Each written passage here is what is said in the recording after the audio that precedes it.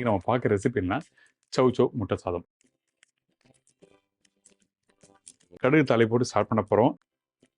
இந்த பச்சை மிளகாய் காரமும் இதில் போடுறேன். அப்புறம் வந்து இந்த சுரக்காவை இதில் கட் பண்ணி போடுறோம். அதாவது வேக வச்சதை வந்து பொடிச்சா கட் பண்ணி இதில் போடுறேன். அப்புறம் தக்காளி ரெண்டுத்தையும் அந்த எண்ணெயிலேயே நல்லா வதக்க ஆரம்பிங்க.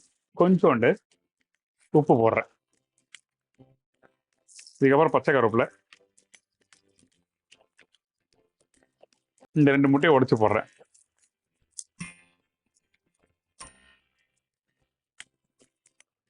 வெறும் மிளகாத்தூள், மஞ்சத்தூள், அதுக்கப்புறம் பார்த்தீங்கன்னா பெப்பர் பொடி மட்டும் தான் போடுறோம். அந்த காய் லைட்டாக அப்படியே பெரட்டுற டைமில் நம்ம என்ன பண்ணுறோம்னா வேக வச்ச சாதத்தை இதில் போட ஆரம்பிக்கிறோம். அந்த சாதம் பார்த்தீங்கன்னா தேவையான அளவுக்கு இதில் போட்டு மிக்ஸ் பண்ணிடணும். இதுக்கப்புறம் நம்ம என்ன பண்ணுறோம், இதை நல்லா பெரட்டுறோம். அந்த அந்த தக்காளி நல்லா மசிஞ்ச மாதிரி இருக்கும். இதுதான் பக்குவம். ட்ரை பண்ணி பாருங்கள். ட்ரை பண்ணி பார்த்துட்டு ஃபீட்பேக் கொடுங்க.